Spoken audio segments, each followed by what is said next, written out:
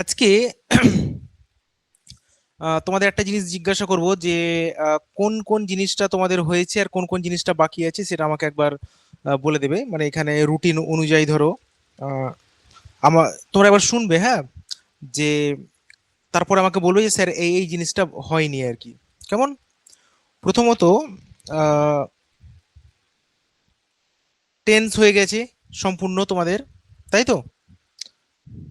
তারপরে হ্যাঁ হ্যাঁ sir, tense. Structure of sentence. Soumilendu কিছু বলছো? না স্যার, বললাম টেন্স আর স্ট্রাকচার অফ সেন্টেন্স হয়েছে, সেটা বললাম। হ্যাঁ। তারপরে ভার্ব, মোডালস, কমপ্লেক্স সেন্টেন্স, এগুলো হয়ে গেছে। হ্যাঁ স্যার। ছেদ বা যতিচিহ্ন। এইটা স্যার গত দিন হয়েছে। বেশ। তারপরে লেটার রাইটিং করেছিলাম কি, যে রিপোর্ট রাইটিং, পার্সোনাল লেটার কিভাবে লিখতে হয়। আগের দিন ক্লাসে যদি ছেদ বা যদি চিহ্নর পরে কিছু হয়ে থাকে তাহলে হয়তো হয়ে থাকবে, আমার ওই ক্লাসটা পুরোটা দেখা হয়নি। তো ওই ছেদ বা যদি চিহ্ন পর্যন্তই হয়েছে যত সম্ভব। বেশ। আহ প্রেসি করিয়েছি তোমাদের। না স্যার, এই জিনিসগুলো এখনো হয়নি, মানে ছেদ বা যদি চিহ্ন, স্ট্রাকচার অফ সেন্টেন্স, এই গ্রামাটিক্যাল পোর্শন গুলোই হয়েছে। আচ্ছা, এখন এই তার মানে কম্প্রিহেনশন গুলো এখনো হয়নি। তোমাদের লেটার রাইটিং শেখানো হয়নি, প্রেসিজ মেকিং শেখানো হয়নি, কম্পোজিশন শেখানো হয়েছে। না স্যার। বেশ, ঠিক আছে তাহলে। এবারে দেখো আমরা প্রায় অনেক কিছু শিখেছি, হ্যাঁ। এবারে মেন ব্যাপার হচ্ছে কি বলতো, যে আমাদের যে জায়গাটা করণীয় as a student, as a writer, ঠিক আছে, সেই জায়গাটা হচ্ছে যে তোমার মধ্যে কনফিডেন্স বিল্ড করা। দেখো তোমরা প্রত্যেকেই কম বেশি জানো, এমন নয় যে জানো না, কিন্তু ব্যাপারটা হচ্ছে তোমাদের সর্বোপরি যে জিনিসটা করতে হবে যে আমরা সেই সমস্ত জিনিসগুলোই জানবো যেগুলো আমাদের পরীক্ষায় কাজে আসবে, তাই না? এবারে তুমি বলো, আমি কি তোমাকে মানে মধুসূদন বানাতে এসেছি? নিশ্চয় নয়। আমি কি করব তোমাকে? তোমাকে সোমেলেন্দু বা সর্বাণী নামের একজন ছিল, বা পলাশ নামের একজন ছিল, অনুপম নামের একজন ছিল, যাদেরকে আমি ডেসক্রিপটিভ রাইটিং শিখিয়েছি এবং তারা পরবর্তীতে ডাব্লিউবিসিএস অফিসার হয়ে দেশকে সার্ভ করছে। আমার কাজ হচ্ছে এটাই, ঠিক আছে? তো এবারে কি বলতো, যে একটা সুন্দর লেখা, পার্থক্য আছে। এবারে ধরো তুমি একজন ডাব্লিউবিসিএস অফিসার হতে চাইছো, তাহলে নিশ্চয়ই তোমার লেখার মধ্যে আলাদা একটা ধরন থাকবে, তোমার লেখার মধ্যে একটা কনস্ট্রাকটিভ ব্যাপার থাকবে, তোমার লেখার মধ্যে একটা পজিটিভ ব্যাপার থাকবে, তোমার লেখার মধ্যে একটা সলিউশন ভাব থাকবে, তাই না? তাহলে এই জিনিসটা আমাদের শিখতে হবে। এবং এটা শুধু লেখার ক্ষেত্রে নয়, জীবনের প্রতিটা মোড়ে তোমাকে কি করতে হবে বলো তো? নিজের যে থট প্রসেস, সেটাকে পজিটিভ রাখতে হবে। এবার বলে স্যার, মানে বাড়িতে কেউ মারা গেছে, এই সময়ে কি করে আমি পজিটিভ থাকবো? আচ্ছা বাদ দিন স্যার, আমি পরীক্ষায় পাস করতে পারলাম না, তারপরে কি করে পজিটিভ থাকবো? দেখো, অ্যাকচুয়ালি ব্যাপারটা কি হয় জানো তো? অ্যাকচুয়ালি ব্যাপারটা হচ্ছে যে তোমরা ভালো মতোই জানো যে ভাগ্যের উপরে ছেড়ে দিলে কিন্তু কিছু হয় না। তুমি যদি মনে করো যে তুমি প্র্যাকটিস করবে না, তুমি ভালোভাবে শিখবে না, পরীক্ষায় গিয়ে যাই আসবে সেটা মোটামুটি করে লিখে আসবো, দিয়ে বলবো ভাগ্যে যা আছে হয়ে যাবে, না, এই জিনিসটা কখনোই করবে না। তোমরা শিখবে, ভালোভাবে শিখবে, এবং সেটাকে বারবার করে প্র্যাকটিস করবে, আর চমৎকার ভাবে লিখে আসবে। বুঝতে পারলে? তো অতএব তোমাদের নিজেদের মধ্যে সে কনফিডেন্সটা বিল্ড করতে হবে। এবারে আরেকটা জিনিস আমি তোমাদের বলি, এখানে কে কে পত্রিকা পড়ো প্রত্যেক দিন বলো তো? যে স্যার আমি পত্রিকা পড়ি। কে কে পড়ো পত্রিকা প্রত্যেক দিন? স্যার বলো। প্রত্যেক দিন পড়ো। পড়ি না, তবে হয়তো সপ্তাহে 4-5 দিন তো পড়া হয়। আচ্ছা, এবার বলে স্যার মানে এটা কি করে সম্ভব, এখন রিলসের যুগ, রিলস দেখে শেষ করতে পারছি না, তো আবার পত্রিকা। দেখো, এই যে পড়াশোনার হ্যাবিট যদি তোমার মধ্যে থাকে, তাহলে তুমি অনেক লাভবান হবে, বিশেষ করে ডেসক্রিপটিভ পেপারে। কেন বলছি বলো তো? কারণ তুমি যখন কোনো কিছু পড়বে, তার মানে অন্যেরা কিভাবে লিখছে বা একটা লেখনী শৈলী কত সুন্দর হতে পারে সেটা তুমি শিখতে পারবে। আর এই শেখার মাধ্যমেই তুমি কি করবে, দেখো ব্যাপারটা হচ্ছে যে তুমি কাউকে হেল্প করো কখন, তুমি কাউকে কোনো কিছু দান করো কখন, যখন তোমার কাছে থাকে তখনই তো না। তোমার কাছে না থাকলে তুমি কি করে কাউকে দান করবে? ঠিক তেমনি তুমি পরীক্ষাতে একটা কোশ্চেনকে তুমি ভালো করে উপস্থাপন করে আসবে কখন, যখন তোমার মধ্যে একটা মানে নলেজ থাকবে, তাই না? তখনই তো সম্ভব। তো এই জিনিসটা মাথায় মানে রাখবে আর কি। যেমন তুমি প্রত্যেকদিন আর্টিকেল পড়বে, যে কোনো একটা আর্টিকেল পড়ো, দেখো সে আর্টিকেলে কি বলেছে, কেমন? তো এই জিনিসটা তোমাদের মানে করতে হবে, মানে কিছু করার নেই। ঠিক আছে? তো মানে আহ প্রত্যেকদিন পত্রিকা পড়বে, একটা বাংলা পড়বে, একটা ইংরেজি পড়বে। তবে দেখো রাজনৈতিক যে সমস্ত টপিকগুলো আছে সেগুলো এড়িয়ে যাবে। হয়তো কোথাও সুন্দরবন নিয়ে হয়তো বলেছে, তখন সেই জিনিসটা করবে, দেখবে। বা হয়তো কোন একটা পার্টিকুলার টপিক নিয়ে, এই যে যেমন ধরো বাংলাদেশে ধরো যে হাসিনা সরকার গেল, তারপরে আবার আজকে নেপালে তোমার অলি সরকার গেল, মানে সেই ছাত্র আন্দোলনের মাধ্যমেই একদম সেম প্যাটার্ন। তার আগে কোথায় গেছে বলো তো? তার আগে ধরো শ্রীলঙ্কাতে গেছে। কেন? কারণ হচ্ছে তারা দেখছে যে নেতা মন্ত্রীদের ছেলেমেয়েরা পড়াশোনা করছে তো বিদেশে, ভালো ভালো জায়গাতে। আর আমাদের দেশের যে সাধারণ জনগণ, তাদের ন্যূনতম শিক্ষার ব্যবস্থাটুকুও করছে না। আমাদের দেশের জনগণ বা ছাত্র সমাজ, তারা জনগণ বা ছাত্র সমাজ,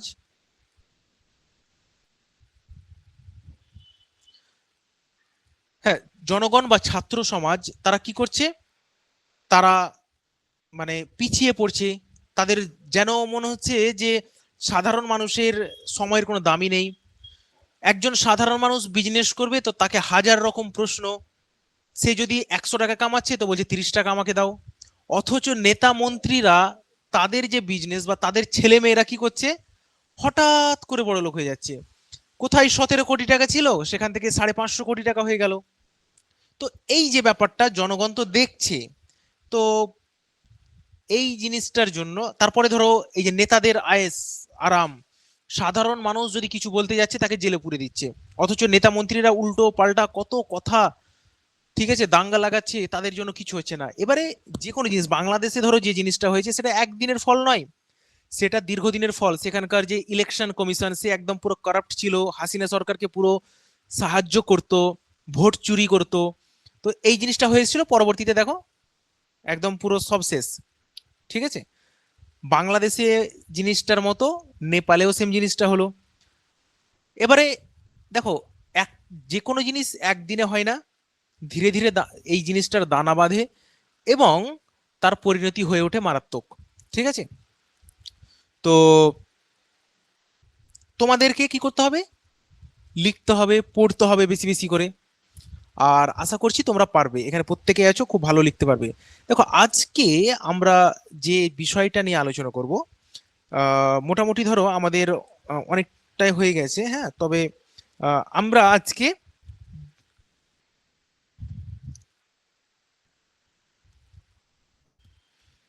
আমরা প্রেসিটা করি, কেমন? কারণ প্রেসিটা খুবই গুরুত্বপূর্ণ এবং অনেকের ভয় থাকে, হ্যাঁ, এই প্রেসিটা।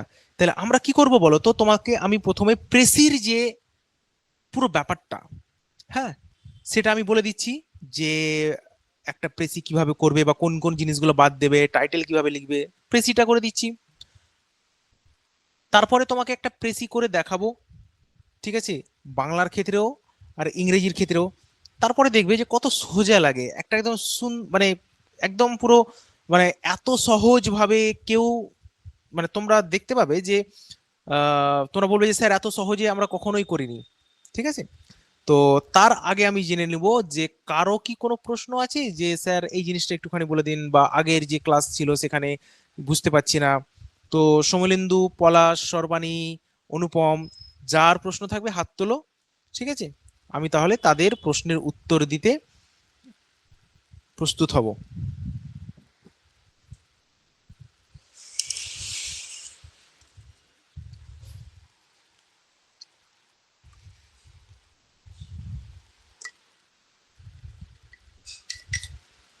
কারো কোনো প্রশ্ন নেই? যাক, তাহলে খুব ভালো ব্যাপার। ঠিক আছে, তাহলে মানে কারো কোনো প্রশ্ন নেই। আচ্ছা, তোমরা সবাই টেন্স করতে পারছো ঠিকঠাক ভাবে? প্র্যাকটিস করছো বাড়িতে টেন্সটা? তোমরা আমাদের ওয়েবসাইটে যাবে, ওয়েবসাইটের পিডিএফ সেকশনে ইংরেজিতে যাবে, ইংরেজিতে দেখবে টেন্স করে দেওয়া আছে। আজকে একটা টেন্স আপলোড করেছি, সে টেন্সটা দেখবে। তারপরে পিকে দে সরকারের 30টা মতো, 30 নয় সম্ভবত 32টা মতো প্রেসি আপডেট করে দেওয়া আছে। কেমন? তো আজকে আমি প্রেসি শিখিয়ে দেব, তারপরে তোমাদের কাজ হবে সেই 30টা প্রেসি পিকে দে সরকার থেকে করবে আর আমার সাথে অ্যান্সার মেলাবে। কেমন, করবে তো সবাই? একদম 32টা মতো প্রেসি করে দেওয়া আছে। তো চলো তাহলে আজকে আমাদের যে কাজ সেটা হচ্ছে যে প্রেসি। তোমাদের প্রথমে একটুখানি বলে দিই, দেখো প্রেসি যে ব্যাপারটা, এটা কেন দেয় জানো তো? ধরো সর্বাণী ডাব্লিউবিসিএস অফিসার হয়েছেন, এবং সর্বাণী মোটামুটি ধরো মমতা ব্যানার্জির আন্ডারেই পার্সোনাল অ্যাসিস্ট্যান্ট মমতা ব্যানার্জির। এবারে আমাদের রাজ্যের যিনি হোম মিনিস্টার তিনি হচ্ছেন মমতা ব্যানার্জি, এবং কেন্দ্রীয় যে হোম মিনিস্টার তিনি হচ্ছেন অমিত শাহ। এবারে কি হচ্ছে বলতো, যে এই অমিত শাহ কি করেছে, যে কোথাও একটা ধরো বারুইপুরে হয়তো একটা ঘটনা ঘটেছে, সেখানে 3-4জন মারা গেছে, একটা দাঙ্গার মতো লেগেছে বারুইপুরে ধরো। এবারে অমিত শাহ মোটামুটি 300 পাতার একটা লেখা পাঠিয়েছে। মানে ওরা কি করে বলতো, ওদের ফরম্যাট মোটামুটি আগে থেকে তৈরি থাকে। ওরা ডেট, তারপরে স্থান, তারপরে বিভিন্ন মন্ত্রীদের নাম, এই সমস্ত বেসিক কিছু জিনিস থাকে যেগুলো চেঞ্জ করে, বাকি সমস্ত কথা একই থাকে। সো এবারে কি হলো, যে হোম মিনিস্টার মানে অমিত শাহর যিনি পার্সোনাল অ্যাসিস্ট্যান্ট রয়েছে আইস অফিসার, তিনি কি করলেন, ওয়েস্ট বেঙ্গলে মমতা ব্যানার্জিকে পাঠালেন, যে বারুইপুরে যে ঘটনা ঘটেছে সেই ঘটনার পরিপ্রেক্ষিতে তুমি আমাকে জবাব দাও, কারণ আমার তো দায়িত্ব গোটা দেশের মানে আইন শৃঙ্খলা রক্ষা করা। মমতা ব্যানার্জি এবার কি করলেন, মমতা ব্যানার্জি তো পড়বে না, এবার সর্বাণীর কাছে এসেছে সেই লেটারটা। সর্বাণী এবার পড়ছে। সর্বাণী কি 300 পাতা শোনাবে মমতা ব্যানার্জিকে? মমতা ব্যানার্জিকে এতটা সময় আছে? নিশ্চয় নেই। সর্বাণী শুধুমাত্র 300 পাতা পড়বে, পড়ার পরে মমতা বন্দ্যোপাধ্যায়কে বলবেন যে ম্যাডাম, অমিত শাহ একটা চিঠি পাঠিয়েছেন। মমতা ব্যানার্জি বলবে আচ্ছা কি বলেছেন? তখন সর্বাণী শুধুমাত্র এটাই বলবে যে বারুইপুরে যে ঘটনা ঘটেছে, যে দাঙ্গা হয়েছে, সেই বিষয়ে আপনার কাছে মতামত জানতে চেয়েছে, রিপোর্ট চেয়েছে। ব্যাস, খেল খতম, এতটাই। এবার তুমি বলো তো, যে তুমি যদি মমতা ব্যানার্জিকে বলতে যাও যে প্রিয় মমতা ব্যানার্জি, তিনি কি কি বলেছেন এরকম যদি বলে বলে, তখন সর্বাণী শুরু করলো। সর্বাণী প্রেসি করেনি কোনোদিনও, ও ডাইরেক্ট একদম পুরো ধরো ভাইপোর ভাইজি এরকম একটা ব্যাপার। তখন কি হয়েছে, মমতা ঢুকে গেছে, ও কোনোদিন প্রেসি করেনি, ডাইরেক্ট একদম রিক্রুটমেন্ট দুর্নীতি করে পেয়ে গেছে। ওখানে গিয়ে দেখা যাচ্ছে ও বলতে পারছে না আর, সর্বাণী আর বলতে পারছে না। তখন কি হলো, যে ও বলছে যে ম্যাডাম বলছে যে বারুইপুরে যে ঘটনা ঘটেছে সেখানে একটা চায়ের দোকানে কিছু লোক বসেছিল, তারাই নাকি কি সব করেছে। তারপরে এলাকার মানুষজন এলো, তারপরে আব্দুল, তারপরে তন্ময়, তারপরে জাব্বার, তারপরে অনুপম, এই কিছু লোকজন এসে সেখানে থামানোর চেষ্টা করছিল, কিন্তু কোথাও না কোথাও যেন একটা বাইরেকার ফোর্স এসে সেই জায়গাটাতে আগুনের মানে আগুন ঢালার মতো অবস্থা, মানে আগুন জ্বালিয়ে দেওয়ার মতো অবস্থা। তারপরে প্রচুর ক্ষয়ক্ষতি হয়েছে দোকানদার তো, দোকানপাটের তো, সেগুলো নিয়েও বলতে চেয়েছে। আর তারপরে স্থানীয় যে স্কুল, সেই স্কুলগুলোতেও যথেষ্ট অত্যাচার করা হয়েছে। তো এত কিছু যদি বলো তো মমতা ব্যানার্জি কি বলবেন? এই তুই থাম তো, আপনি থামুন, সর্বাণী কি বলবো, আপনি থামুন, অত শোনার টাইম নেই, কি হয়েছে অ্যাকচুয়ালি ওটা বলুন। তাহলে বোঝা গেল, কে কে বুঝতে পারলে ব্যাপারটা যে সারমর্ম কেন করতে দেওয়া হয়।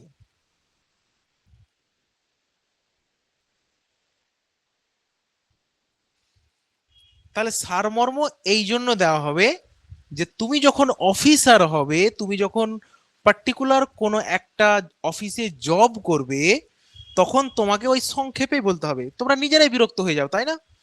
আমি যদি বলি যে তুমি সকালবেলা উঠে ঘুম থেকে, সকালবেলা মানে তুমি, তোমাকে যদি বলি কি খেয়েছো, এবারে পলাশকে বলা হলো যে পলাশ আজকে কি খেয়েছো, পলাশ বলছে স্যার সকাল সকাল ঘুম থেকে উঠলাম, উঠতে তো ইচ্ছেই করছিল না, এত সুন্দর আবহাওয়া, তারপরে আবার রাত্রিবেলায় দেরি করে ঘুমিয়েছি, চোখ জ্বালা করছিল, তবু উঠলাম, কি করব, অফিস যেতে হবে।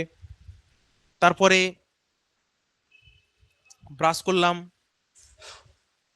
পেস্টও শেষ হয়ে গেছিল প্রায়, চিপে চিপে একটুখানি বের করলাম, ওতেই কাজ চালালাম।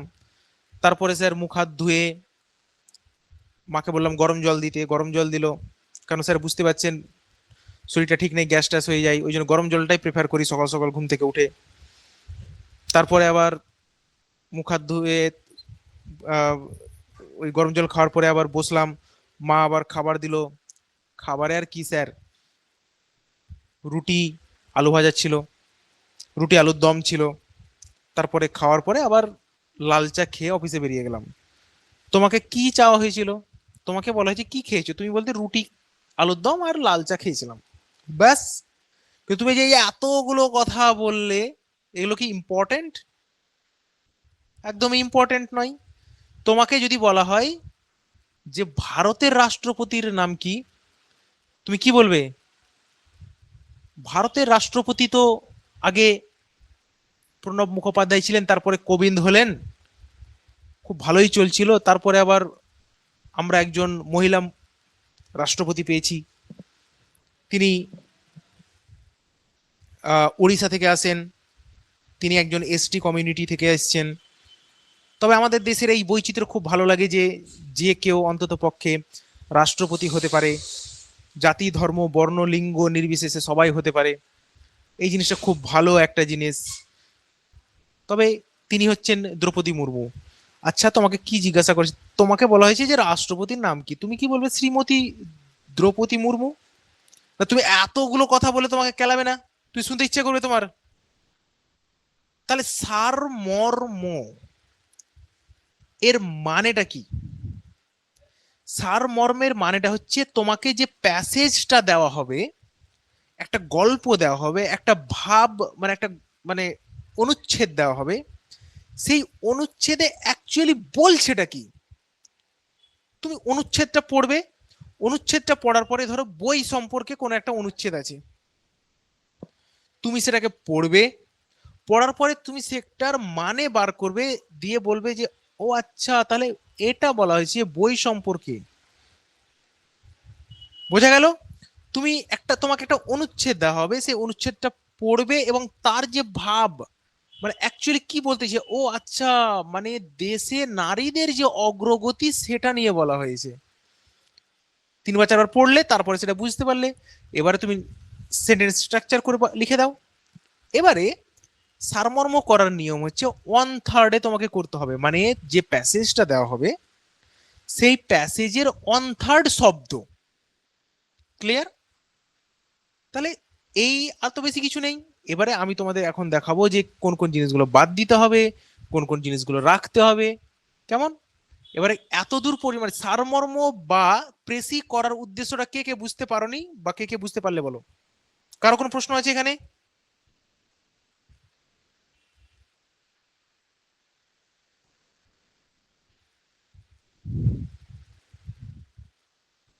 কারো কোনো প্রশ্ন আছে কি?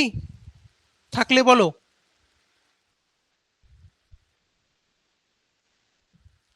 তাহলে কারো কোনো প্রশ্ন নেই, তাই তো?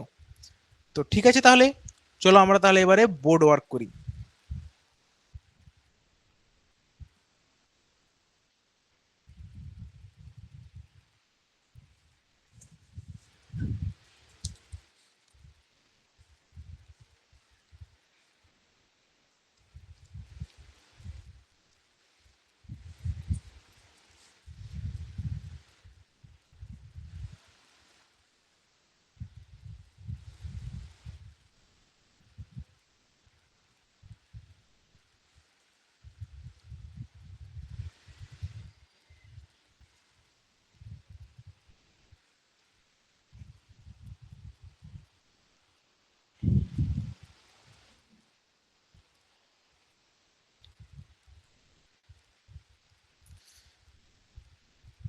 দেখো সবাই দেখতে পাচ্ছ আশা করছি বোর্ডটা।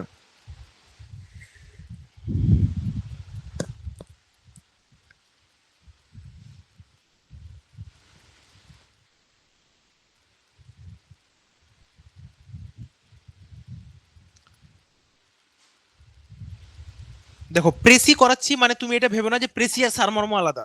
এটা বাংলায়, এটা ইংরেজিতে, ঠিক আছে? একদম খুব মন দিয়ে শোনো। প্রথমত হচ্ছে তুমি তোমার মনটাকে ইনভলভ করবে না, মানে প্রেসিতে যা থাকবে সেটাই। এরকম নয় যে প্রেসিতে এক লেখা আছে আর তোমার মনে হলো যে এটা করা উচিত, যে তুমি করে দিলে। Please don't involve your mind, নিজের মতো করে কিচ্ছু বলবে না, যা ওখানে লিখেছে তাই হবে। ক্লিয়ার? ফার্স্ট অফ অল,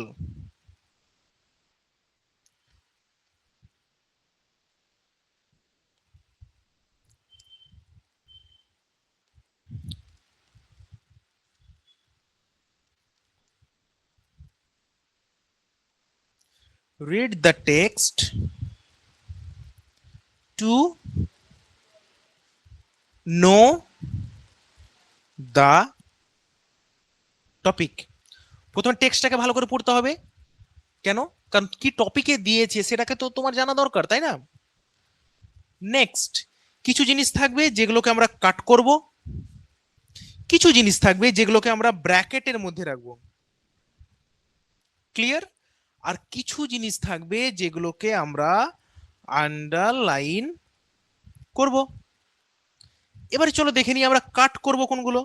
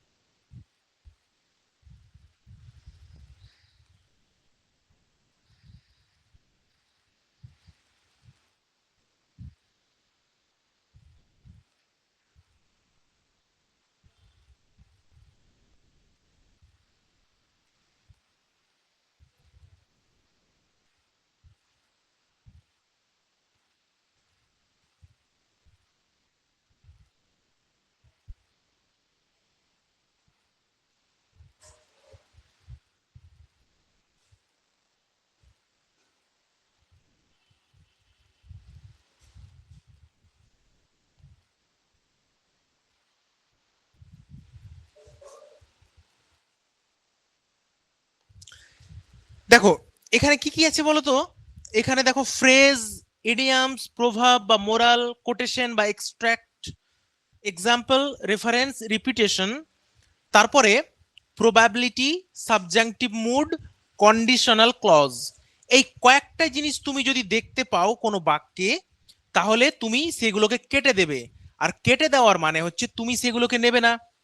এবারে ফ্রেজ, ফ্রেজ কি তোমরা জানো? ফ্রেজ হচ্ছে সেই সমস্ত বাক্যাংশ যাদের কি হয়, কোনো ফাইনাইট ভার্ব থাকে না। ফ্রেজ অ্যান্ড ক্লজের মধ্যে বেসিক যে ডিফারেন্স ছিল সেটাই হচ্ছে যে ফ্রেজের মধ্যে ফাইনাইট ভার্ব থাকে না, আর ক্লজের মধ্যে ফাইনাইট ভার্ব থাকে। কিন্তু দুটোই হচ্ছে একটা বাক্যের অংশ। ক্লিয়ার? তারপরে তুমি দেখো না, আমরা লিখি না যে ইন কনক্লুশন, তারপরে ধরো লিখি ফ্রেজের ক্ষেত্রে যে on the, in the morning, the comma, এই যে এগুলো ফ্রেজ, ঠিক আছে? তো এগুলো আমরা কেটে বাদ দিয়ে দেবো। তারপরে ধরো ইডিয়ামস যদি থাকে, কাট কর্নার্স, তারপরে হচ্ছে যে blue moon, once in a blue moon, তারপরে হচ্ছে যে আন্ডার দ্য ওয়েদার, এগুলো কি বলতো? ইডিয়ামস। এই ইডিয়ামস গুলো যদি আমরা পাই বাক্যের মধ্যে, তাহলে সেগুলোকে কেটে বাদ দিয়ে দেবো। তারপর হচ্ছে প্রভার্ব, প্রভার্ব বা মোরাল। প্রভার্ব বা মোরাল কোনগুলো? ওই যে বলে না যে শূন্য গোয়ালের থেকে, না সরি, পাগলা গরুর থেকে শূন্য গোয়াল অনেক ভালো। বা হয়তো বলা হয়, আমরা এরকম প্রবাদ প্রবচন ব্যবহার করে থাকি যে বার্নিং দ্য বোটস, এরকম বলি না? তারপরে ধরো আরো হয় বাংলাতে যে আহ, নেই মামার থেকে কানা মামা অনেক ভালো। তারপরে ধরো আহ মানে এইরকম ধরনের অনেক আমরা প্রবাদ প্রবচন দেখি, যেটাকে বলা হয় প্রভার্ব। তারপর হচ্ছে মোরাল। মোরাল বলতে অনেক ধরনের বলে না যে আহ গরিবের কথা, কি একটা থাকে না যে গরিবের কথা, গরিব হলে মানে কি বলে যেন, এক্স্যাক্টলি মনে পড়ছে না। মানে মোরাল যে সমস্ত শব্দ, মানে সত্যই পথ, তারপরে ধরো মিথ্যে কথা বলা উচিত নয়, তারপরে মানে এই ধরনের জিনিসগুলো হচ্ছে মোরাল, ঠিক আছে? হ্যাঁ, গরিবের কথা বাসি হলেও সত্য, হ্যাঁ এই ধরনের। হ্যাঁ, তো এই এই যে এগুলো মোরাল, এগুলো ঠিক আছে। তারপরে কোটেশন, কোটেশন মানে হচ্ছে যে কোন একটা লেখা আছে, সেই লেখার মধ্যে কোট আনকোট করা আছে। তোমাদের এর আগের দিন শিখিয়েছিলাম না যে কোটেশনের ক্ষেত্রে যে এরকম ভাবে লেখা থাকে, হি সেড দ্যাট, তারপরে বা হি সেজ, তারপরে কমা, এইভাবে লেখা থাকে। এই যে কোটেশনের মধ্যে লেখা থাকে সেগুলো কেটে আমরা বাদ দেব। বা এক্সট্রাক্ট মানে কোনো একজন লেখকের লেখা তুমি সেখানে অ্যাড করছো, সেটাকে বলা হয় এক্সট্রাক্ট। তারপর হচ্ছে এক্সাম্পল, মানে এক্সাম্পল দেওয়া আছে যে ভারতের বর্তমান রাষ্ট্রপতি হলেন দ্রৌপদী মুর্মু। এছাড়াও এর আগে অনেক রাষ্ট্রপতি ছিলেন, তার মধ্যে প্রণব মুখার্জি, তারপরে ডক্টর প্রতিভা পাটিল, তারপরে ডক্টর এপিজে আব্দুল কালাম। তুমি এরকম দিলে তো এই যে উদাহরণগুলো আছে সেগুলোকে বাদ দিতে হবে। কেমন? তারপরে হচ্ছে যে রেফারেন্স, রেফারেন্স দিচ্ছ তুমি অন্য কারো বইয়ের বা অন্য কারো কথার রেফারেন্স দিচ্ছ নিজের আহ, কথাকে তোমার হচ্ছে যে আরো শক্ত করার জন্য, সেটাকে বলা হয় রেফারেন্স। তো তোমরা যারা হয়তো পিএইচডি করেছো বা তারা জানো রেফারেন্স দিতে হয়। তারপরে দেখো রিপিটেশন, রিপিটেশন মানে হচ্ছে একই জিনিস দুবার করে বলা থাকে। ওই অনেক সময় যে বই হলো আমাদের পরম বন্ধু, তারপরে তিনটে চারটে লাইনের পরে আবার লেখা আছে বন্ধু মানেই হচ্ছে বই। এরকম ধরো রিপিট করছে, সেম জিনিসটাকে রিপিট করছে, তাহলে সেই রিপিটেশন যদি থাকে, তুমি যদি দেখো পুরো অনুচ্ছেদটা পড়ার পরে রিপিটেশন আছে, তাহলে তুমি বাদ দেবে। প্রবাবিলিটি মানে একটা বাক্য আছে যেখানে বলা হচ্ছে যে যদি তুমি পড়াশোনা করো তাহলে পাস করবে। এই যে একটা প্রবাবিলিটি, যদি পড়াশোনা করো তাহলে পাস করবে, then you have to cut the lines and we don't use the line again. Okay? তো এই যে রিপিটেশন সেটা কেটে কেটে বাদ দেবে, প্রবাবিলিটিকে বাদ দেবে। তারপর হচ্ছে সাবজাংটিভ মুড। সাবজাংটিভ মুড কেমন বলো তো? সাবজাংটিভ মুড হচ্ছে সেগুলোই যেগুলো হচ্ছে যে আমি যদি পাখি হতাম তাহলে আজকে উড়ে বেড়াতাম। বা আমি যদি রাজা হতাম, তাহলে দেশের সমস্ত গরিবের দুঃখ মোচন করতাম। বা আমির ভাবছে আমি যদি নেতা হতাম, তাহলে তো আগে একটা স্করপিও নিতামই নিতাম, তারপরে কোনো কথা হলো, আর এলাকার যত গুন্ডা সব আমার।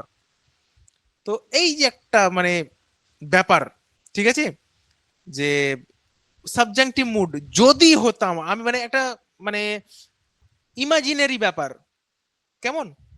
তো এই সাবজেক্টিভ মুড। তারপর হচ্ছে কন্ডিশনাল ক্লজ। কন্ডিশনাল ক্লজ মানে হচ্ছে এই যে ইফ ক্লজ, যদি। ওটা কি বলতো, ইমাজিনারি, মানে ওটার কোনো মানে তুমি মানে বলে না যে বেশি বেশি রেখে নিচ্ছ তুমি, ঠিক আছে, আগে হও তারপরে তো এই ব্যাপারটা। কিন্তু এখানে কন্ডিশনাল ক্লজ আবার কেমন বলো তো? কন্ডিশনাল ক্লজ হচ্ছে যে সরি, এর আগে আমি কি প্রবাবিলিটিটা কি বলেছি, প্রবাবিলিটিটা একটু ভুল বললাম মনে হচ্ছে, ওটা কন্ডিশনাল ক্লজ করে দিয়েছি। প্রবাবিলিটিটা হবে আজকে বৃষ্টি হতে পারে, তোমার রাশি ঠিক নেই, আজকে কোথাও যেও না, মানে এই যে একটা প্রবাবিলিটির কথা বলছো, এটা। কন্ডিশনাল ক্লজ হচ্ছে যদি তুমি যাও তাহলে আমি কথা বলবো না, তাই না? তারপরে যদি তুমি তাকে টাকা দাও, তাহলে আমার সাথে তোমার সম্পর্ক ছিন্ন। তো এই যে ব্যাপারগুলো কন্ডিশনাল ক্লজ। তো এতগুলো যদি জিনিস থাকে, এই 10টা জিনিস, তাহলে এই জিনিসগুলো বাক্যের মধ্যে বা অনুচ্ছেদের মধ্যে পেলে আমরা কেটে বাদ দিয়ে দেবো, এগুলোকে আমরা নেব না। এরপরে কিছু জিনিস থাকবে যেগুলো আমরা ব্র্যাকেটের মধ্যে রাখবো। কেন? কারণ এগুলোকে আমরা মডিফাই করব। সেগুলো কি কি আছে sir?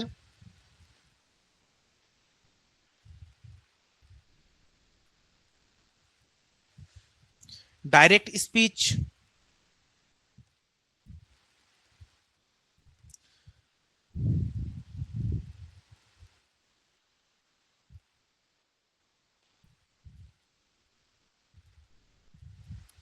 Round about approach,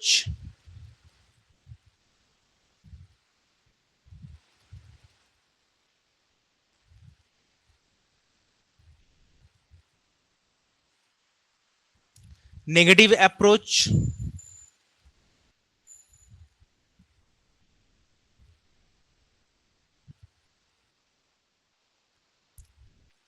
noun clause,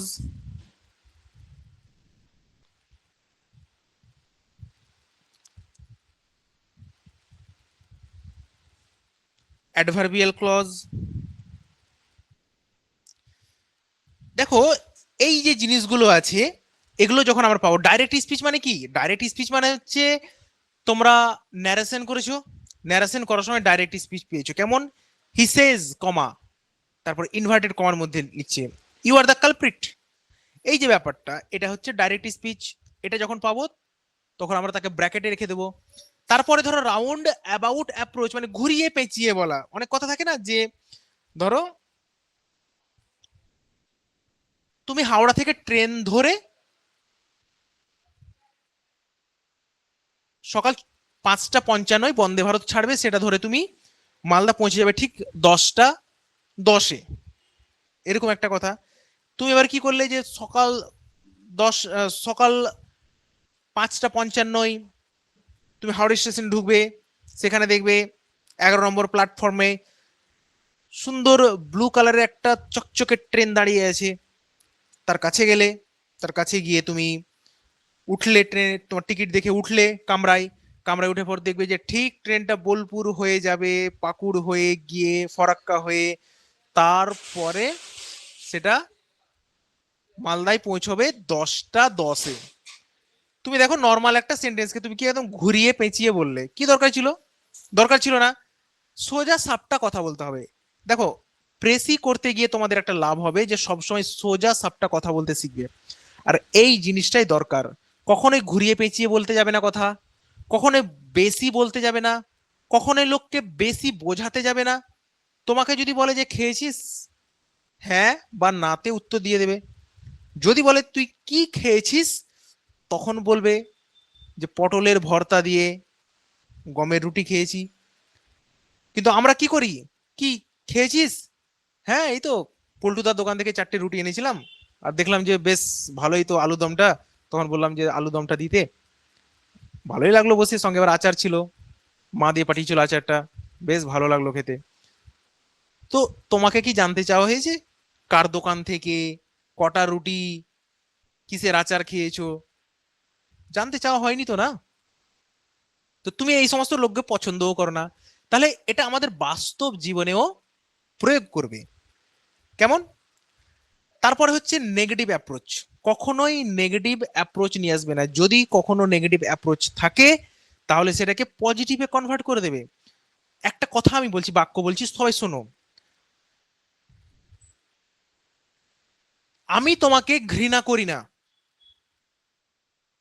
আমি তোমাকে ঘৃণা করি না। আরেকটা আছে বাক্য, আমি তোমাকে ভালোবাসি। কোনটা বেশি ভালো লাগছে শুনতে? কোনটা বেশি ভালো লাগছে আমির? দ্বিতীয়টা। কেন, কাউকে বলেছো, বলে বলে প্র্যাকটিস আছে বলে নাকি? কমন জিনিস তো।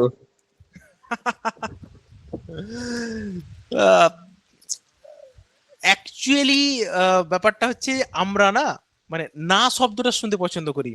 ধরো সর্বাণী আমাকে বলো, স্যার আপনি পেনটা দেবেন আমাকে, আমি বললাম না, দেব না। এ সর্বাণী এটা শুনতে যতটা পছন্দ না করবে, আমি যদি বলি ওকে, সর্বাণীকে, সর্বাণী আমি তো পেনটা এখন ব্যবহার করছি, তো আমার ব্যবহারটা হয়ে গেলে আমি তোমাকে দিয়ে দেবো, দেবো। তো দ্বিতীয়টা দেখো, সর্বাণীর নিতে একটা পজিটিভ ভাবে, ও আচ্ছা আচ্ছা স্যার তাহলে ব্যবহার করছেন, এখন ব্যস্ত আছেন, তাহলে পরে নেব। কিন্তু আমি যদি সরাসরি মুখের উপরে বলে দিই না, দেবো না, তাহলে কিন্তু খারাপ দেখায়। আমরা এরকম করেও থাকি, তাই না? হয়তো পলাশের বাড়িতে ওর পিসি আসবে, আর পিসির বাচ্চা দুটো একদম অসম্ভব দুষ্টু, মানে পলাশের পড়া তো গেলই গেল, মানে সারা দিন মানে পলাশ দাদা এই খাবো, পলাশ দাদা এই করো, পলাশ দাদা কাঁধে নাও, পলাশ দাদা এই করো, মানে সারা দিন ব্যস্ত করে দেয়। তো পলাশের পিসি পলাশকে ফোন করে বলছে, পলাশ এরকম ব্যাপার রে, আমরা আসছি তোদের বাড়ি, সামনে পুজো তো আছে, তো তার আগেই ভাবছিলাম যে আহ, ওইদিকে শপিং করতে যাব, তো তোদের বাড়িতে উঠে যাব, তো দুপুরে খাবারটা ওখানে খেয়ে মোটামুটি রাত্রিবেলা শপিং করে আবার চলে আসবো। পলাশে তখন বুদ্ধি, পলাশ তো সরাসরি না করতে পারে না। এবার পলাশ আবার রেজা স্যারের কাছে দেখেছে যে না, নেগেটিভ অ্যাপ্রোচ নেওয়া যাবে না, তখন পলাশ আবার কি বললো, ও পিসি মানে অ্যাকচুয়ালি আমরা তো মানে বেরিয়ে যাব, এখন তো কেউ থাকবে না বুঝলে তো, তো তোমরা যদি কালকে আসতে তাহলে বেশি সুবিধা হতো। হ্যাঁ, আর পলাশ আবার জানে যে ওর পিসে মশাই তো চাকরি করে, সোমবার দিন আসা সম্ভব নয়, রবিবার দিন বলেছে। পলাশ তখন বুদ্ধি করে বলল যে আহ, আমার আশা আমরা আমরা তো থাকছি না, কিন্তু পলাশ আবার ডাইরেক্ট মানাও করছে না, না না আসতে হবে না, ওই দুটো ছেঁচড়া দুটোকে নিয়ে আসবে, দিয়ে আমার মাথা খারাপ করবে, ওইসব চলবে না, আমার পরীক্ষা আছে সামনে। তো এই যে ব্যাপারটা, নেগেটিভ অ্যাপ্রোচকে পজিটিভে পরিণত করতে হবে সব সময়। কেমন? কেউ ধরো তোমাকে প্রপোজ করলো, মানিককে প্রপোজ করেছে চন্দ্রিমা, মানিকের মোটে পছন্দ না, মানে ওই রিলস টিলস করে, কোমর দোলাই, তো মানিকের মোটে পছন্দ না। ঠিক আছে, এবারে মানিককে প্রপোজ করেছে যে মানিক তুমি তো ভালো ছেলে, তোমার নামও আছে, আর আমিও তো মোটামুটি টিকটক ফেমাস, তো তুমি কি আমাকে, কি বলছো বলো, কথা দাও, তোমার চাকরি হোক না হোক, আই ডোন্ট কেয়ার অ্যাবাউট, আমার তোমাকে ভালো লাগে। মানিক তখন একে বললো চন্দ্রিমাকে, আহ, দেখো চন্দ্রিমা, না না না, রিলস করা মানে মোটেও খারাপ নয়, কিন্তু রিলস করার নামে নিজের মানে নিজের যেটা ব্যক্তিত্ব সেটাকে একদম মানে মনুষ্যত্বের চরম সীমায় বা নিম্ন সীমায় নামিয়ে আনা, সেটা খুব খারাপ। আমি মোটেও বলছি না রিলস, আমিও তো বানাই, আমি তো তোমাদের ইনফরমেশন দিই যে কোন জিনিসটা, তার মানে কি খারাপ? খারাপ নয়, অনেক ছোট ছোট রিলস আছে যেগুলো খুব কাজের, ঠিক আছে, তো মোটেও খারাপ নয়। তবে ধরো এমন কিছু জিনিস থাকে, বুঝতে পারছো, যেগুলো মানে তোমার হচ্ছে রিভিলিং অনেক, যেটা সত্যি খুব খারাপ, হ্যাঁ, তো সেই জিনিসগুলোর আমি কথা বলছি। এমন এমন জিনিস থাকে যেগুলো তোমরা জানোই যে মানে কত বাজে হয়, ঠিক আছে, আমাদের পরিবেশ এবং সমাজ এবং আমাদের সমাজ ব্যবস্থাকে ধ্বংস করার জন্য যথেষ্ট, সেগুলোর কথা বলছি। তো তো এবার মানিক তখন ও বলছে যে দেখো, মানিক একদম পুরো আমার কাছে ক্লাস করেছে। মানিক তখন বলছে দেখো, তোমার যা সফটওয়্যার আছে আমার মোবাইলে ভাই যদি লাগাই তাহলে হ্যাং করে যাবে। মানিক একদম ইঞ্জিনিয়ারিং স্টুডেন্ট তো। মানিক তখন বলছে তোমার যা সফটওয়্যার আমার মোবাইলে হ্যাং করে যাবে। তো অতএব আহ, দেখো মানে তুমি তো ভালোই মেয়ে, হ্যাঁ, তো এই মুহূর্তে সম্ভব নয়, আমি তোমার যোগ্যতা অর্জন করি, তারপরে না হয় ভাববো। ততদিনে তো তখন ওর ইচ্ছে যে প্রেম করব, সবাই প্রেম করছে, চন্দ্রিমা ভাবছে আমিও প্রেম করব। মানিক ভালো ছেলে, মানিককে বলে দেখি, অনেকদিন থেকে খুঁজছি, মানিক তো লয়াল ছেলে। মানিক, বুঝতে পারলে? হ্যাঁ স্যার। মানিক এরকম হয়েছে নাকি মানিক? না না কিছু হয়।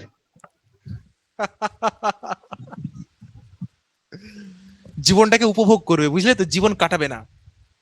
কি বললাম? জীবন কাটাবে না আর পাঁচটা মানুষের মতো, জীবনটাকে উপভোগ করবে।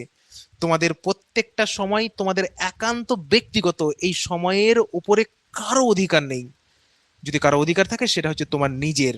অতএব তুমি কি খাবে, তুমি কি পড়বে, তুমি কিভাবে চলবে, একান্তই তোমার ব্যক্তিগত ভাবে ব্যাপার। দেখো, তুমি আজকে ক্লাস করছো, কারো কোনো ফারাক পড়ছে? কারো কি কোনো তোয়াক্কা করছে? কেউ তোয়াক্কা করে না। তুমি আজকে খেতে পাচ্ছ না, তুমি আজকে মানে তোমার ইচ্ছে করছে না রেস্টুরেন্টে গিয়ে 1000 টাকা বিল করে আসি, করতে পারছো না। তুমি পল্টু দোকানে 3 টাকারই চা খাচ্ছ। তুমি কোনো একটা ভালো কফি শপে গিয়ে 50 টাকার কফি খেতে ইচ্ছে করলেও পারো না। তুমি আহ, মানে ইচ্ছে করে তোমার যে রিবকের একটা টি শার্ট পরি বা হয়তো অ্যাডিডাসের জুতো পরি, তুমি পারছো না। তুমি হয়তো ভাবছো যে তোমার পকেটে অন্তত পক্ষে সবসময় 4টে কড়া কড়া 500 টাকার নোট থাকুক, 200 টাকার 3টে নোট সবসময় থাকুক, হচ্ছে না। সেই ঘুরে ফিরে 20 টাকা, 30 টাকা, 40 টাকা এদিক ওদিক হয়ে গেলেই ভাই 2000 টাকা দে না, এরকম হয়ে যায় অবস্থা। কারো কি কোনো ফারাক পড়ে? পড়ে না। তুমি আজকে চাকরির জন্য লড়াই করছো, কারো ফারাক পড়ে? সিরিয়াসলি পড়ে না। কিন্তু যেদিন তোমার হয়ে যাবে সেদিন সবাই চলে আসবে, আরে মানিক তো আমার সাথে থাকতো, মানিক হচ্ছে আমার ভাইপো, মানিক হচ্ছে আমার চোখের মণি। তখন সব হয়ে গেলে তুমি। আর এখন দেখো, উঠতে বসতে তোমাকে কথা শোনাই। অতএব এই সমাজ বড় নির্দয়, বুঝলে? ওই জন্য সময়, যদি কেউ তোমার আপন হয় সেটা কে জানো?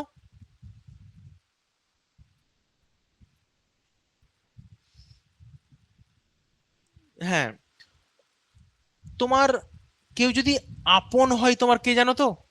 সেটা হচ্ছে এখন তুমি নিজের আপন। তোমার যখন মন খারাপ করে,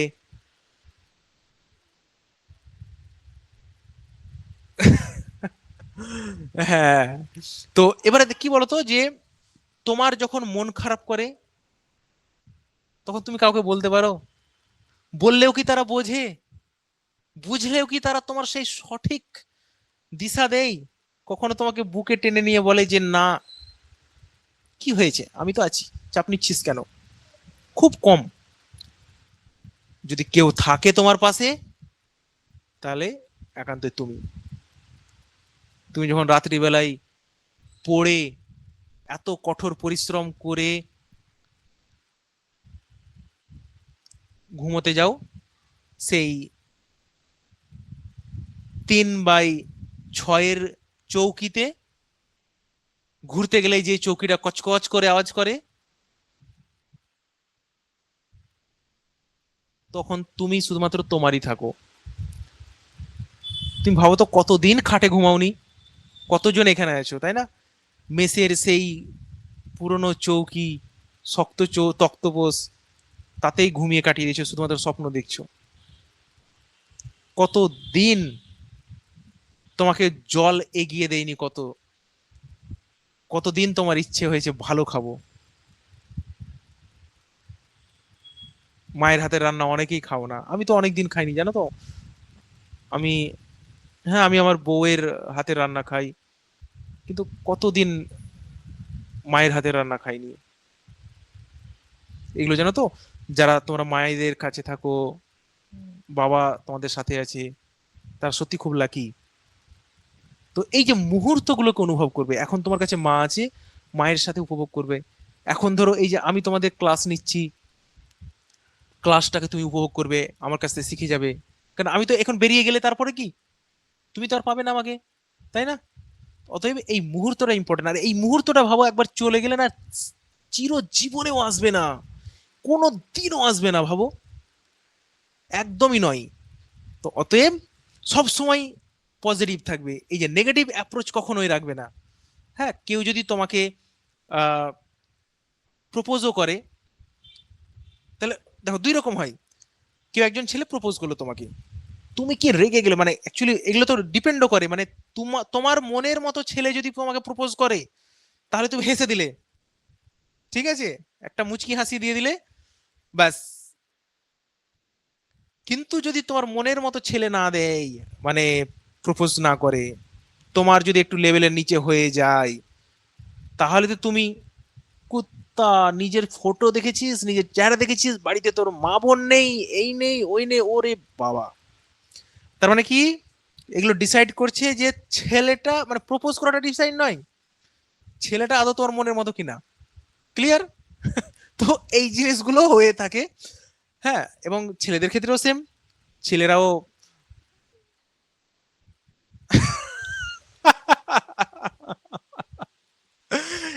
কারণ হচ্ছে আমি একজন সাইকোলজির স্টুডেন্ট, বুঝলে? এবং সেটা সাইকোলজি স্টুডেন্ট হওয়া থেকে সবচেয়ে বড় ব্যাপার হচ্ছে যে আমি যখন চলি, বাসে চলি, তোমাদের সাথে কথা বলি, তখন আমি খুব মন দিয়ে জিনিসগুলো ওয়াচ করি। ট্রেনে যখন চলি, বা প্রত্যেকটা মানুষকে বোঝার চেষ্টা করি। আমি প্রত্যেকটা মুহূর্তকে উপভোগ করার চেষ্টা করি, তোমাদের বলি না, আমার কাছে মুহূর্তগুলো ইম্পর্টেন্ট। আমি তোমাদের একটা গল্প শোনাই। আমি, জানো তো, আমাদের এখানে একটা মসজিদ রয়েছে, সেই মসজিদের বাইরে, তোমরা জানো, মসজিদ মন্দিরের বাইরে যারা গরিব মানুষ, যারা ভিক্ষে ভিক্ষে করে, হ্যাঁ, তো তারা থাকে অনেক সময়। তো একজন বয়স্ক মহিলা, প্রায় 70-এর কাছাকাছি বয়স হবে, তো তিনি একটা বাটিতে ভাত মাখছেন, আর তারপরে ধরো একটা মাংসের পিস আছে সম্ভবত এরকম। তো আমি দেখলাম যে এত খুশি হয়ে মানে খাচ্ছেন, মানে অবাক হয়ে যায়। অথচ আমরা এত বিলাসিতাপূর্ণ খাবার খেয়েও খুশি হতে পারি না, তৃপ্ত হতে পারি না। আরেকটা ঘটনা বলি। আমি আর আমার ওয়াইফ যাচ্ছিলাম বাসে করে, তো কলকাতাতে তো জানোই যে মেয়েদের সিটগুলো আলাদা থাকে। তো এবার আমি ছেলেদের দিকে বসে আছি, আমার ওয়াইফ মেয়েদের দিকে বসে আছে মহিলা সিটে। তো কিছুক্ষণ পরে একটা মহিলা উঠলেন, দুটো মহিলা, ঠিক আছে। তো তো আমার ওয়াইফের পাশে যে মহিলাটা বসেছেন, তিনি সিট পেয়েছেন বাসে।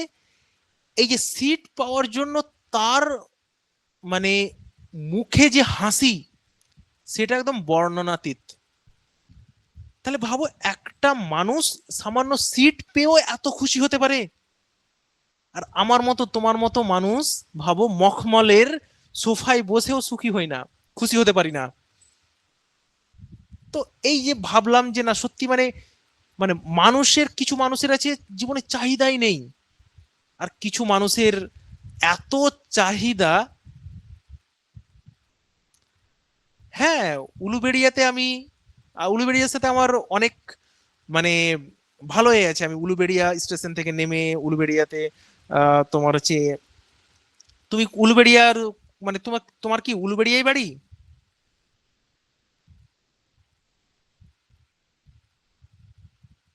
উলুবেড়িয়ার কোথায়?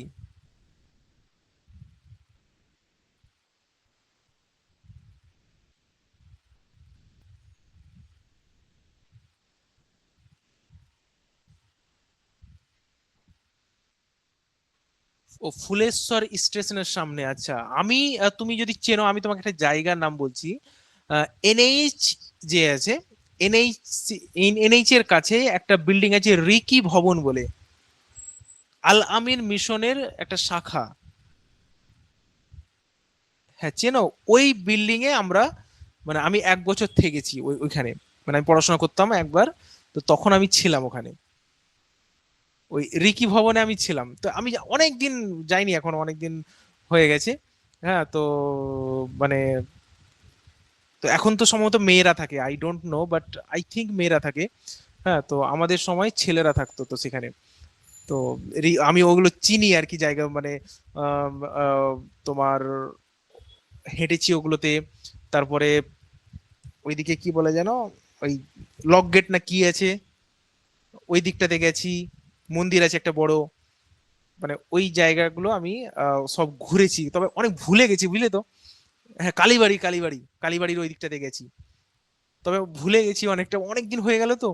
হ্যাঁ, তো আহ, খুব ভালো, মানে কি, তো শুধুই হসপিটাল, মানে হসপিটাল আর কি, মানে ক্লিনিক প্রচুর, তাই না উলুবেড়িয়াতে? আহ, প্রচুর ক্লিনিক ওখানে। ওখানকার আমার বন্ধুও আছে, তারপরে বান্ধবীও রয়েছে। হ্যাঁ, তো যাই হোক, হ্যাঁ তারা অবশ্য ডাক্তার। আচ্ছা আচ্ছা আচ্ছা, মেডিকেল কলেজে এসে আমাদের সাথে সেই সময় পড়তো একজন, তারা 3 ভাই বোন, বুঝলে, উলুবেড়িয়ায় বাড়ি। তো তার দুটো দিদি ডাক্তার, আবার সে নিজেও ডাক্তার। হ্যাঁ, সেখানে মানে তারা একই পরিবারের 3জন ডাক্তার।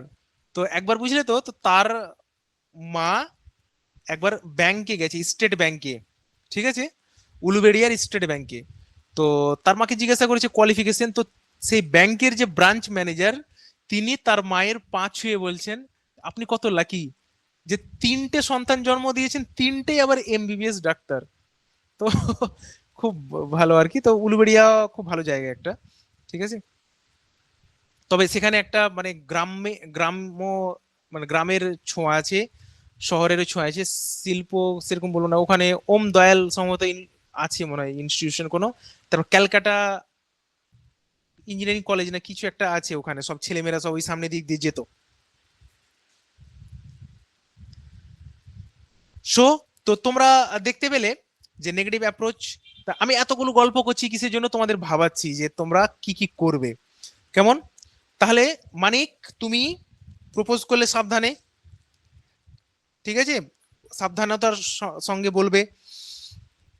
তারপর দেখো নাউন ক্লজ, তোমাদের আমি শিখিয়েছিলাম যে কোন একটা পার্টিকুলার ক্লজকে যখন নাউন দিয়ে রিপ্লেস করবে, তখন সেটা যদি স্যাটিসফাইড হয় তাহলে সেটা নাউন ক্লজ, যদি অ্যাডভার্ব দিয়ে হয় তাহলে অ্যাডভার্বিয়াল ক্লজ। কেমন? তাহলে ব্র্যাকেটের মধ্যে এগুলো রাখবো। এরপরে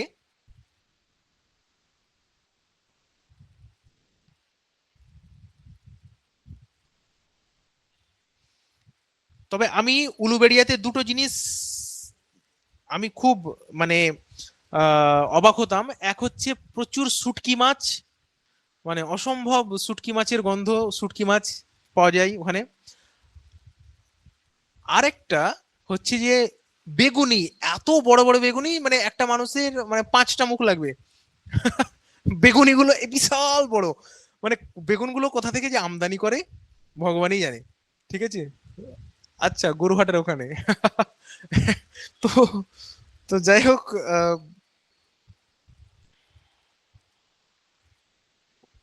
স্যার আপনার বাড়ি কোথায়?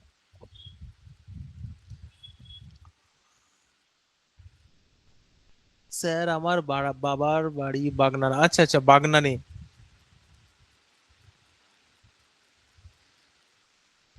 তাহলে এবারে দেখো,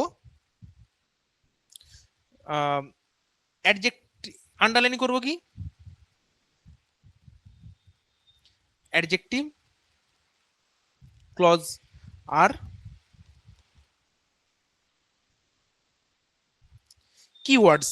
দেখো, আন্ডারলাইন করব মানে এটাকে আমি পরে লিখবো, আর কিওয়ার্ডসটা আন্ডারলাইন করব মানে সেটাকে আমরা আন্ডারলাইন করব এই সেন্সে যে, ধরো কোন একটা প্যাসেজ পড়ছো তোমরা, তখন সেখানে দেখবে যে হয়তো বুকস নিয়ে লেখা আছে, তার মানে বুকস শব্দটা অনেকবার আসবে। যে শব্দটা বেশিরভাগ সময় আসবে তার মানে সেটা আমরা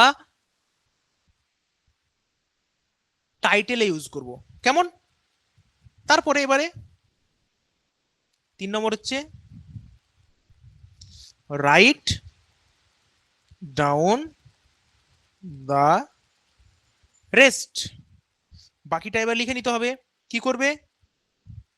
in simple and lucid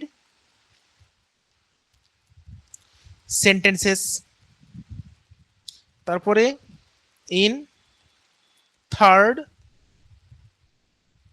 person. তারপরে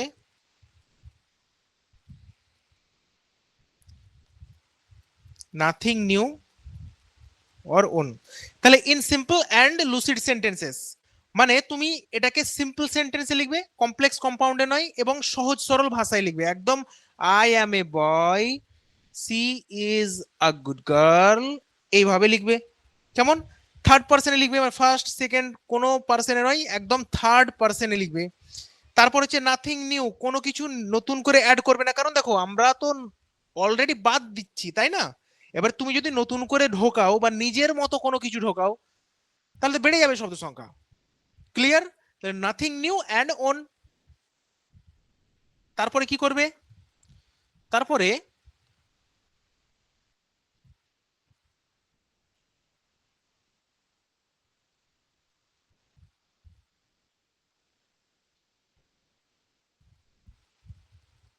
রিড ইওর অ্যান্সার থরলি, তুমি যেটা অ্যান্সার করলে সেটাকে একবার পড়ে নেবে। কেমন?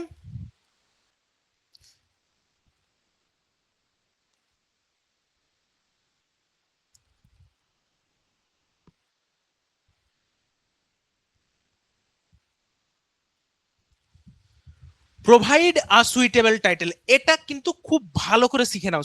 যে কোনো প্রেসি হোক, কম্পোজিশন হোক, প্রত্যেকটা ক্ষেত্রে একটা সুন্দর টাইটেল দিতে হবে। টাইটেলটা কি দেবে, টাইটেলের রুলসটা কিন্তু জেনে নাও, এটাই মনে রাখবে। কেমন?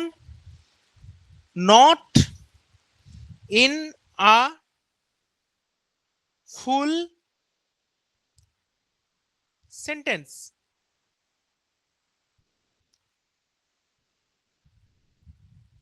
only subjective.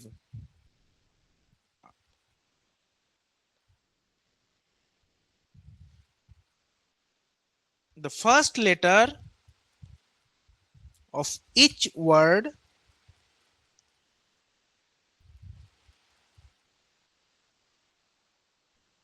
should be in capital, except article, preposition,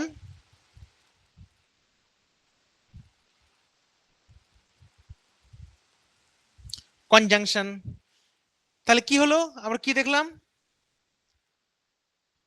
title যখন লিখবো তখন ফুল সেন্টেন্সে লিখবো না। ফুল সেন্টেন্স হবে না কখন? যখন তোমার সেখানে ফাইনাইট ভার্ব থাকবে না। ক্লিয়ার? অনলি সাবজেক্টিভ, মানে যেটা সাবজেক্ট ম্যাটার থাকবে সেই সাবজেক্ট ম্যাটারটা আমরা চুজ করবো। ধর বই সম্পর্কে লিখেছি, তাহলে বই সম্পর্কে লিখবো। কেমন? তারপরে বলছে first letters of each word should be in caps, should be in capital, মানে প্রত্যেকটা শব্দ ক্যাপিটালে হওয়া উচিত। ক্যাপিটালে হবে শুধুমাত্র আর্টিকেল, প্রিপোজিশন অ্যান্ড কনজাংশন। কি বললাম? আর্টিকেল, প্রিপোজিশন অ্যান্ড কনজাংশন, এগুলো বাদ দিয়ে।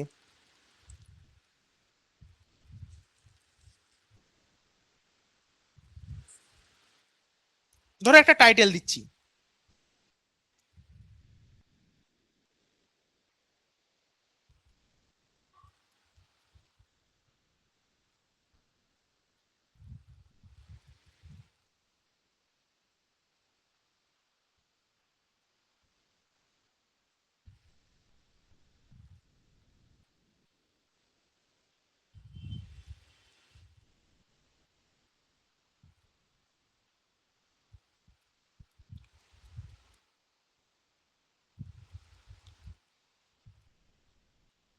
দেখো টাইটেলটা,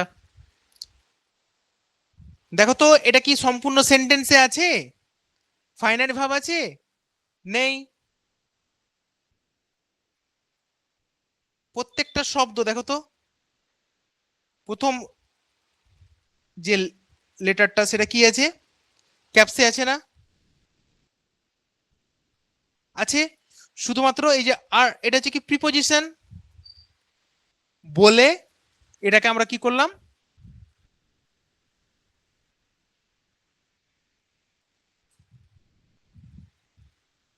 স্মলে লিখেছি। ক্লিয়ার? আশা করছি তোমরা টাইটেল লিখতে শিখে গেছো।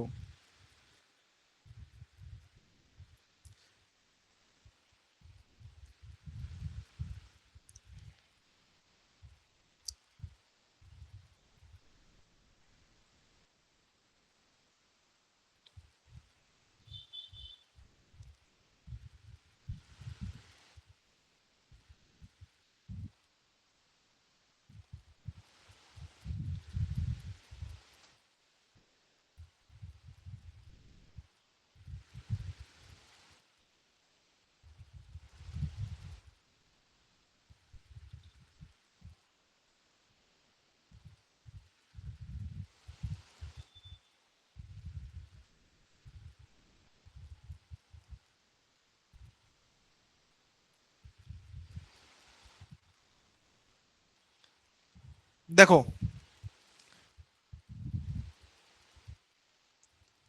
প্রথম শব্দটা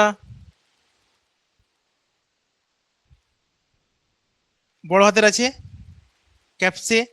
তারপরে দেখো এটা কি আছে, প্রিপোজিশন আছে। এটা দেখো আর্টিকেল আছে। ক্লিয়ার? বোঝা গেল সকলের? এরপরে এটা দেখো, তুমি যখন কম্পোজিশন লিখবে, তোমাকে রিপোর্ট দেবে, তখন তুমি এইভাবে টাইটেল দেবে। কেমন? আশা করছি বোঝাতে পেরেছি।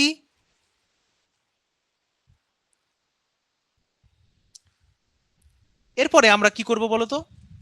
এরপরে আমি তোমাদের একটুখানি আহ, কয়েকটা বাক্য দেব, সেই বাক্যগুলো থেকে তুমি করবে প্রেসি। ঠিক আছে, তোমাদের দেখিয়ে দেবো। একটুখানি 2 মিনিট সময় দাও আমাকে।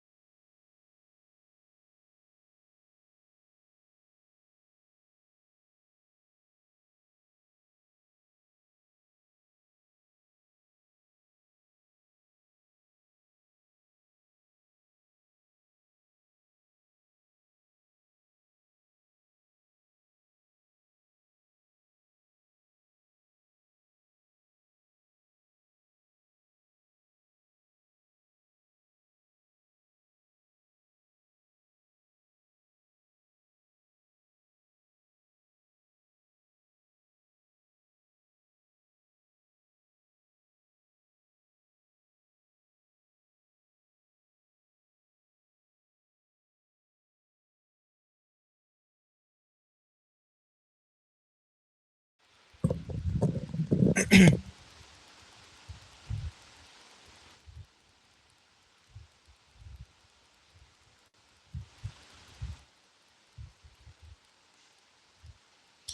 তো একটা বাক্য আমি দিয়েছি, বুঝতে পারছো কিনা সকলে?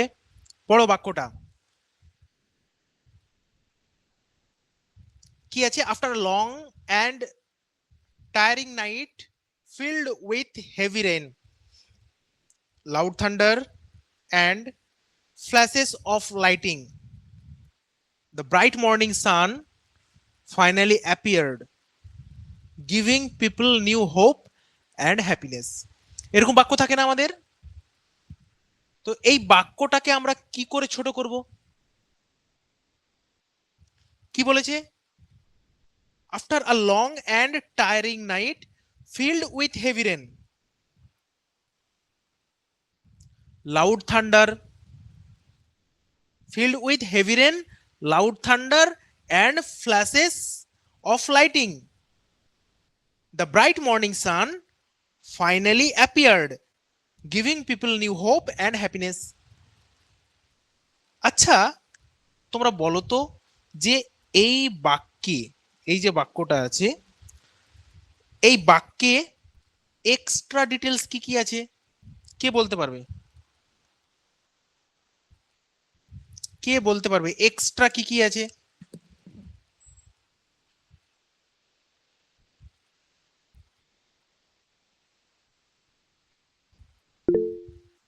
বলো। স্যার ওই লাউড থান্ডার, ফ্ল্যাশেস, লাইটিং, এইসব গুলো তো এক্সট্রা। ওই heavy rain, sun finally appear, giving new hope and happiness to the people. একদম। দেখো তো এখানে long and tiring night, heavy rain,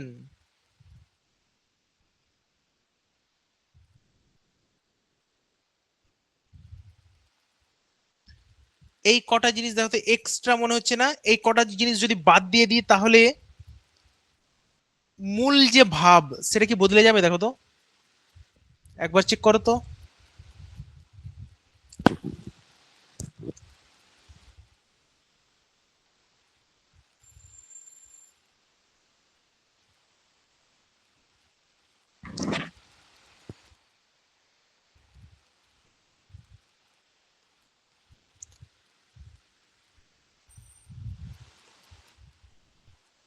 এখানে একটা স্যার মজার বিষয় ওখানে হলো, যে কটা হলুদের মধ্যে আছে সেগুলো যদি বাদ দিয়ে দিই তাহলে দেখো মেন জিনিসটা পড়ে আছে। এবারে দেখো, প্রথমত এগুলো তো বাদ দিলাম, দ্বিতীয়ত হচ্ছে মেন আইডিয়া কি?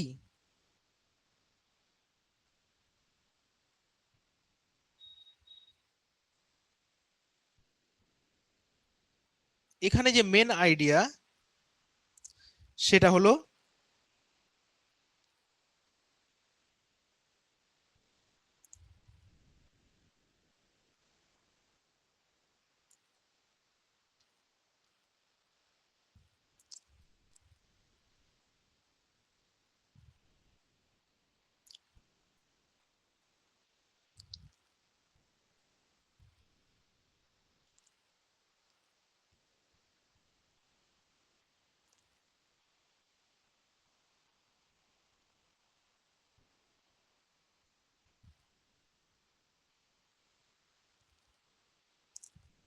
তাই না? এখানে মেন আইডিয়াটা নয়?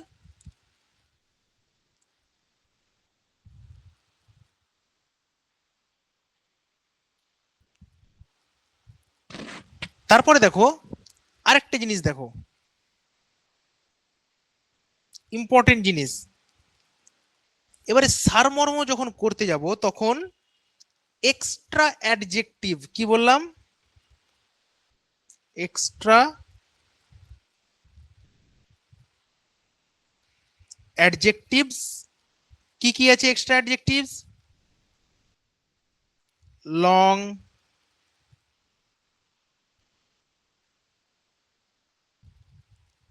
টায়ারিং, হেভি, লাউড, আর কি আছে, রিপিটেড ডিটেলস। এই যে আমি বললাম রিপিটেড জিনিসগুলো বাদ দিতে হবে।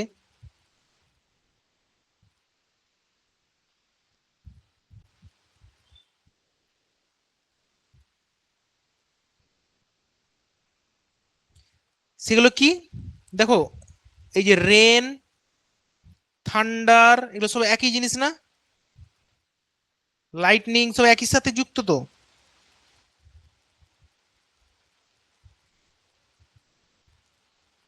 বাদ দিতে হবে।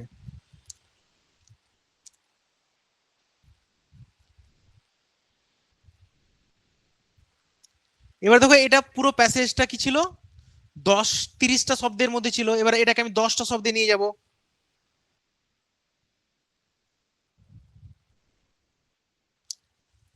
কি করতে পারি বলো তো?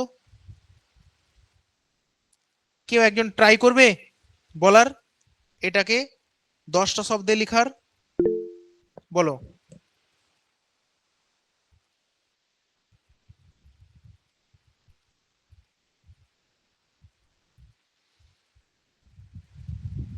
বলো। ও সরি স্যার, আমি after a long night hmm. Morning sun appeared giving people new hope and happiness. Hmm, সুন্দর হবে। আর কেউ বলবে? পলাশ, ট্রাই করো তো।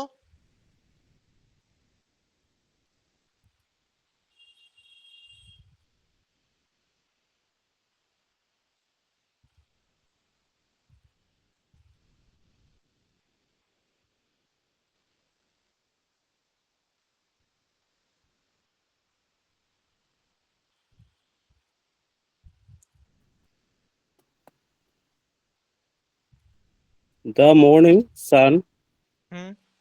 appeared, giving people hope and happiness.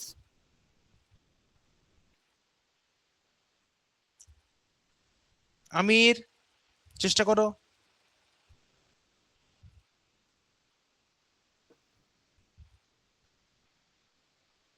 বলো, তাহলে তো সাহসটা জাগবে, ভেতরের ভয়টা কাটবে, তাহলেই তো।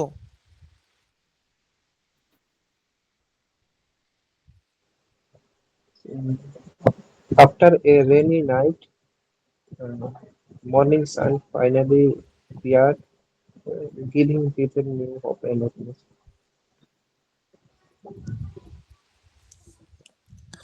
দেখো আমি করছি কেমন,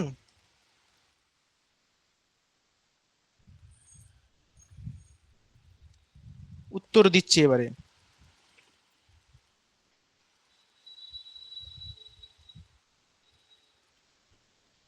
In the ceremony.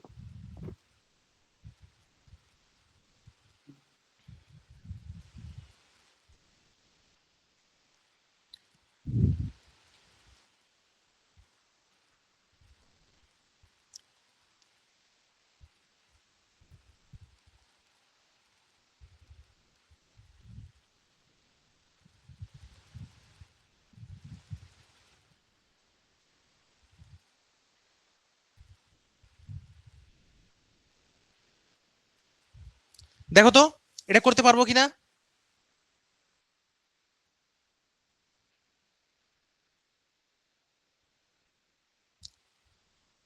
এবারে মানিক বললো না স্যার ভাল লাগে না, অন্য একটা করুন। ঠিক আছে, দেখো আর কিভাবে করা যেতে পারে।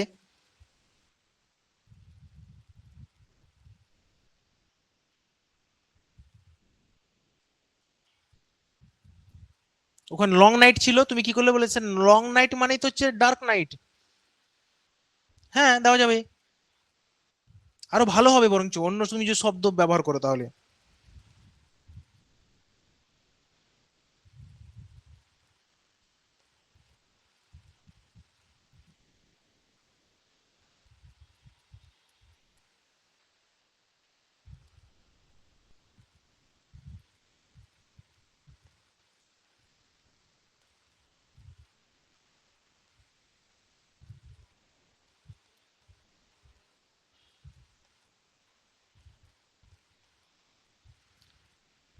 দেখো তো মানিক পছন্দ হলো কিনা। মানিক তো প্রথমটা বললো স্যার পছন্দ হয়নি, দ্বিতীয়টা after a dark night Sunlight ব্রট hope to everyone's heart. মূল বাক্যটা কি ছিল দেখো তো, after a long and tiring night, সেটাকে আমি কি করে দিলাম, সেটাকে আমি বললাম আফটার আ ডার্ক নাইট। তারপরে কি করতাম, filled with the bright morning sun finally appeared, মানে সান যখন অ্যাপিয়ার্ড হয় তখন মানুষদের গিভিং মানে মানুষদের দেয় নিউ হোপ, নতুন আশা এবং আনন্দ। তা আমি কি করলাম, আমি করলাম এখানে যে after a dark night Sunlight ব্রট hope to everyone's heart. কত সুন্দর না, ওই সেম জিনিসটাই লিখলাম, পুরো বাক্যটাকেই লিখলাম, কিন্তু এক্সট্রা জিনিসগুলো বাদ দিলাম, মূল যে ভাবনা সেটাকে তুলে ধরলাম। তাহলে 30টা শব্দকে আমি 10টা শব্দে নিয়ে এলাম। এবার অনুপম বলে স্যার সবই তো হলো, আমার এই দুটোই পছন্দ না। চলো তাহলে কি লেখা যেতে পারে।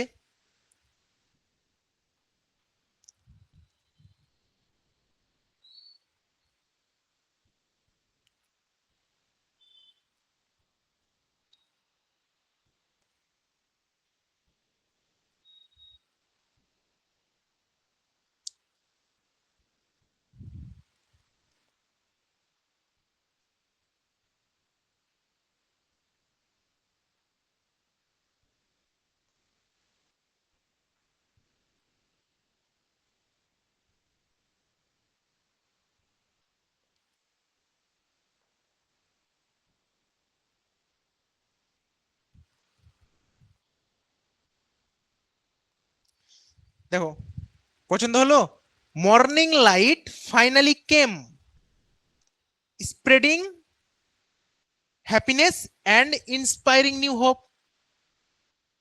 চলবে? অনুপম পছন্দ হলো? তাহলে একটা জিনিসকেই আমরা, হ্যাঁ অনুপম বলো। স্যার একটা জিনিস বুঝতে পারছি না ওই কোনো যখন পেজটা লিখবো আর কি তখন কোনো একটা ধরুন ওয়ার্ড মনে পড়ছে না তখন কি ওই প্যাসেজ থেকে ওই ওয়ার্ডটা আমি নিতে পারবো?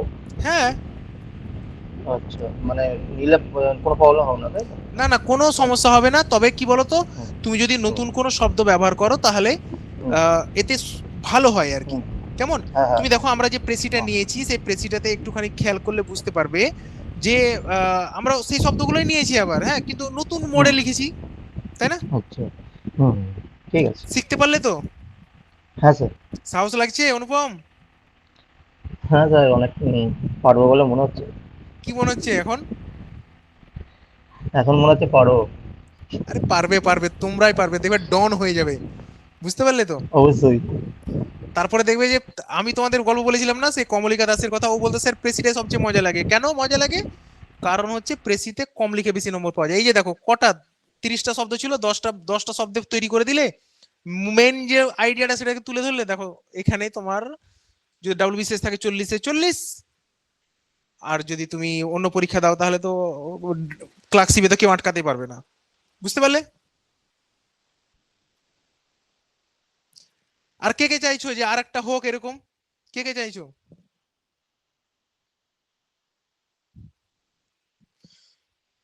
তার মানে মজা পেয়েছো বুঝতে পারছি। ঠিক আছে,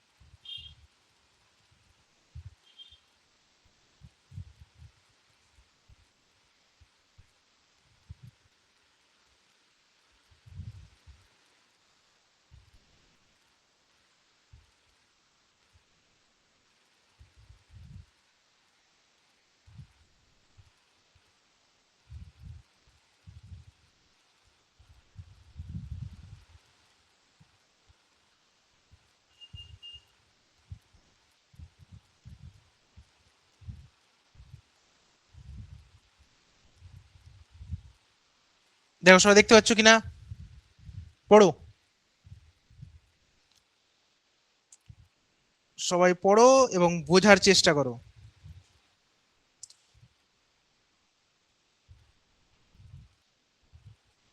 এখানে বের করবে এক্সট্রা ডিটেলস কি আছে, মেন আইডিয়া কি আছে, সেম একদম সিমিলার টাইপ আছে।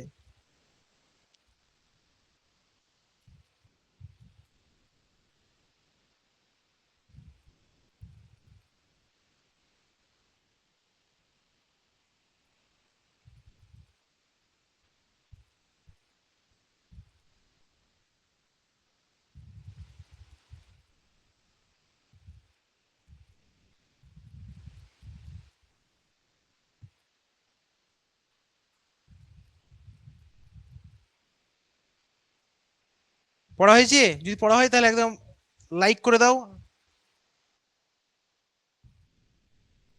বাহ, তাহলে এখানে এক্সট্রা ডিটেলস কি আছে কে বলবে দেখি?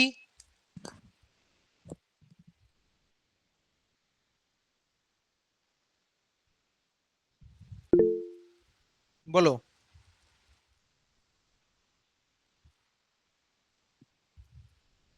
আর এই সামারের সম্পর্কে যে অ্যাডজেক্টিভ গুলো আছে, লং সামার, আফটারনুন, স্কচিং দাঁড়াও, সান, বার্নিং, উম,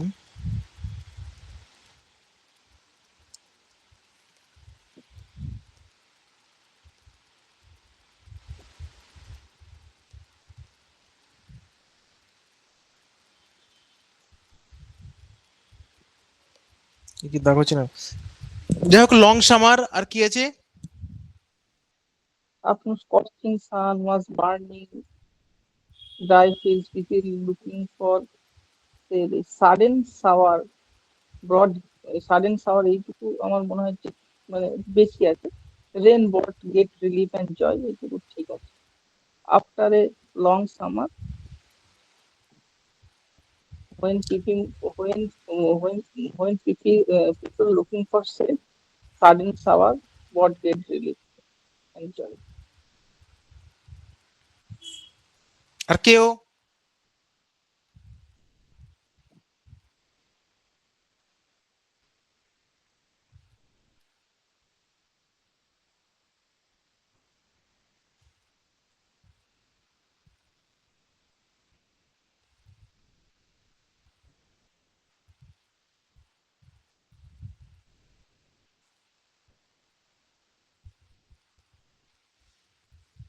দেখো এখানে যে এক্সট্রা ডিটেলস, প্রথমত আমরা কি বের করবো? এক্সট্রা ডিটেলস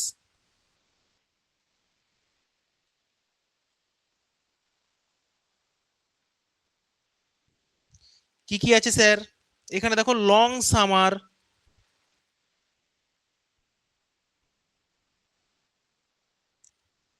আফটারনুন,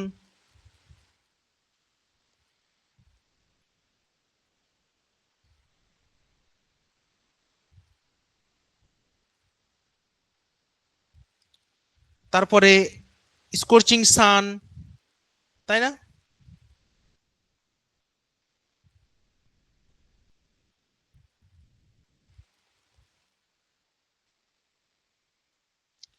তারপরে দেখো ড্রাই ফিল্ডস, তারপরে দেখো পিপল লুকিং ফর শেডস, এগুলো হচ্ছে এক্সট্রা ডিটেলস। বোঝা গেল? এবারে মেন আইডিয়া কি?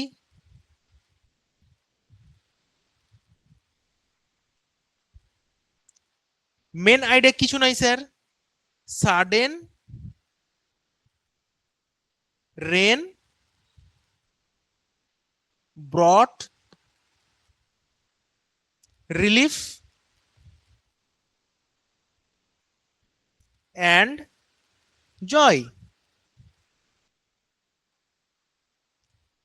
দেখো তো এখানে এক্সট্রা ডিটেলস মানে কি? Long summer after, during the long summer afternoon, when the scorching sun was burning, the dry fields and people were looking for a shade. A sudden shower of rain brought great relief and joy.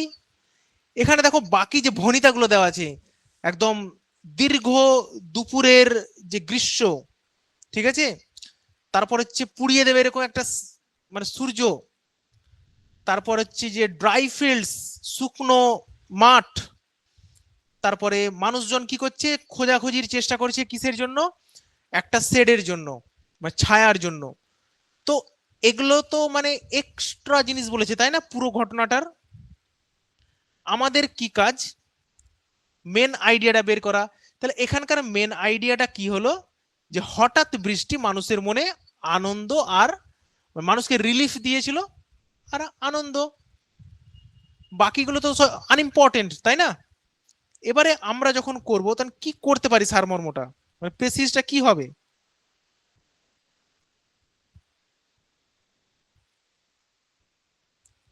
আমরা এরকম করতে পারি,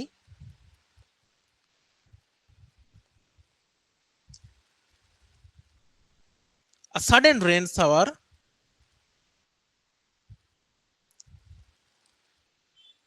gave people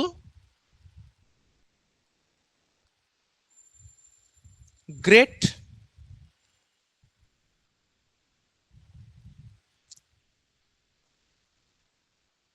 relief and joy। এটা করতে পারি। এবার সর্বাণী বলো, না স্যার এটা পছন্দ হলো না, আরেকটা আপনি অন্যরকম ভাবে করে দিন। চলো তাহলে, rain came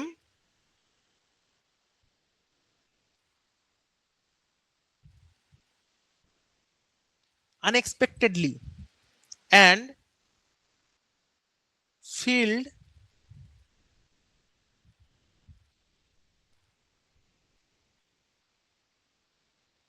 everyone's heart with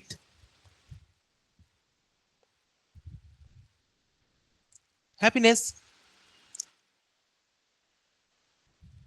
এবারে আমির বলছে, না স্যার ওই দুটো ভালো লাগলো না, আরেকটু ভালো করে করে দিন। চলো তাহলে,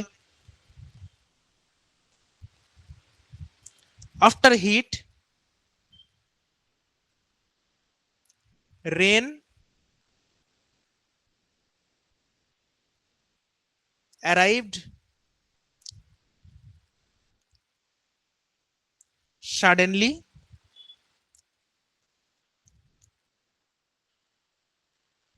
bringing relief to all। দেখো তো মজা লাগছে কিনা, বুঝতে পারলে?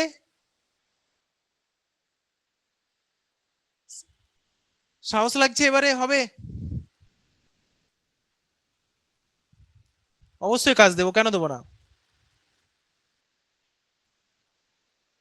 পলাশ, সাহস লাগলো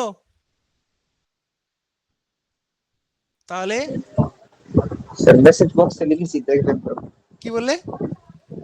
মেসেজ বক্সে লিখেছি, দেখবেন তো।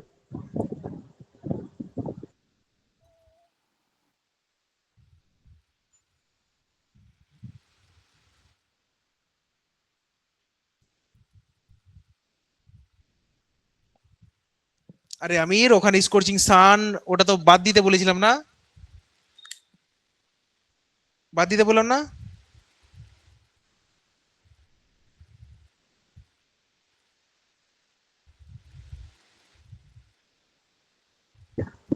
আচ্ছা স্যার, এর টাইটেল একটা হয়ে যাক। দাও টাইটেল, কি টাইটেল দেবে দেখো। দিবে।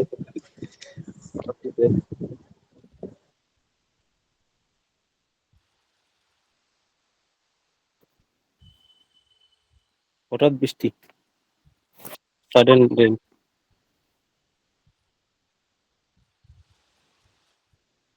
আর কেউ? The sudden rain.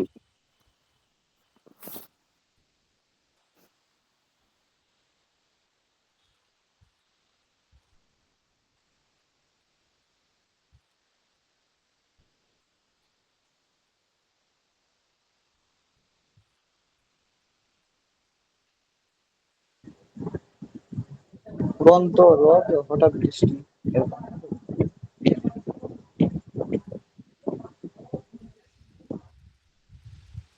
আমি তাহলে বলি,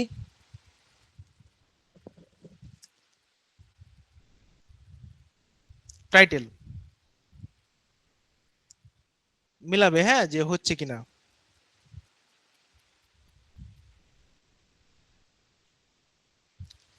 রেন শাওয়ার, কমা,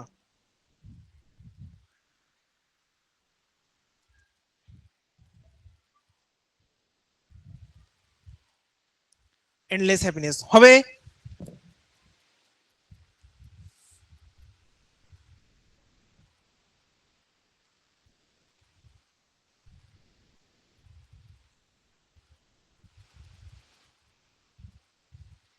রেন শাওয়ার না লিখে আমি যদি এখানে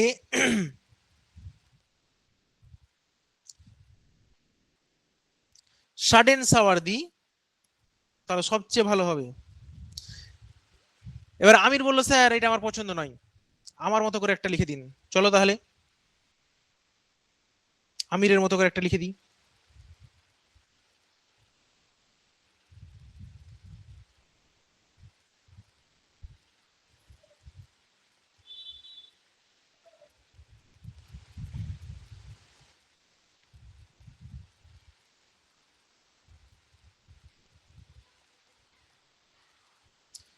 দেখো তো এটা হবে। রেন আফটার হিট, মানে সূর্যের প্রচন্ড দাবদাহের পরে আনন্দ নিয়ে এসেছিল, চলবে।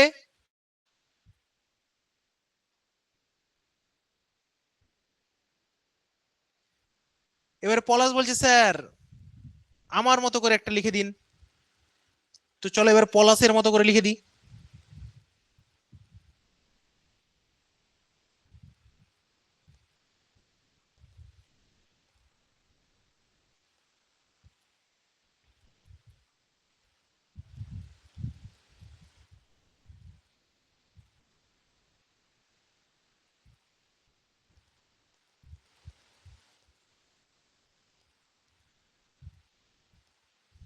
দেখো তো, রিলিফ ফ্রম হিট, এই যে তুমি স্বস্তি পেলে গরমের থেকে, এটা কি বলছে?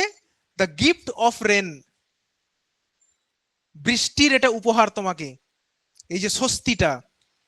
দারুণ না পলাশের টাইটেলটা?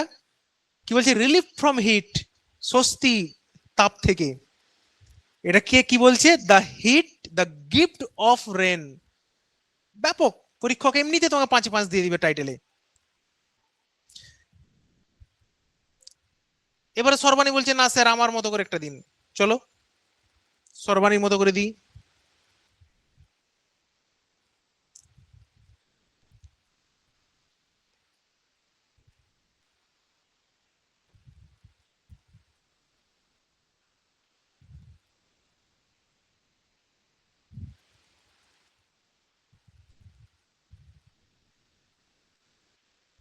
কি বলছে এখানে? সর্বাণী বলছে when rain turns sorrow into joy, যখন বৃষ্টি দুঃখকে আনন্দে পরিণত করে। ব্যাপক না? পুরো ঘটনাটা ভাবো তো, যে সারমর্মটা করলাম তার বেসিসে এই টাইটেলটা কত সুন্দর হতে পারে। যখন বৃষ্টি দুঃখকে আনন্দে পরিণত করতে পারে।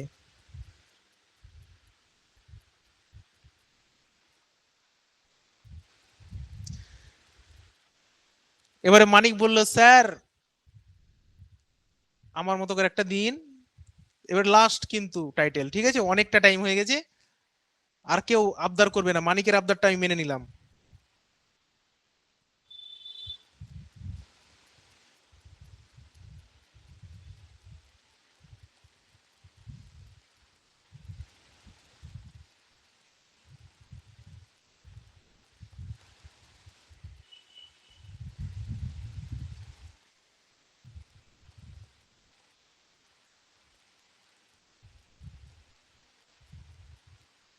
দেখো তো, কি বলছে, হ্যাপিনেস অ্যারাইভস, আনন্দ আসে with the first drop of rain, প্রথম বারি বিন্দু দিয়ে।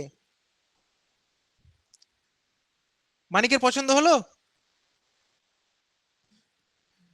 তাহলে তোমরা কি করলে, খুব সুন্দর সারমর্ম করতে শিখলে। আশা করছি তোমরা মজা পেয়েছো এবং শিখলে যে কোন জিনিসগুলো বাদ দেব, কোন জিনিসগুলো রাখবো, কি করে মূল যে ভাবনাটা সেটাকে আমরা ধরে রাখবো, এবং টাইটেলটাও শিখলে। আপনি সব করলেন, মানে সব করলাম বলতে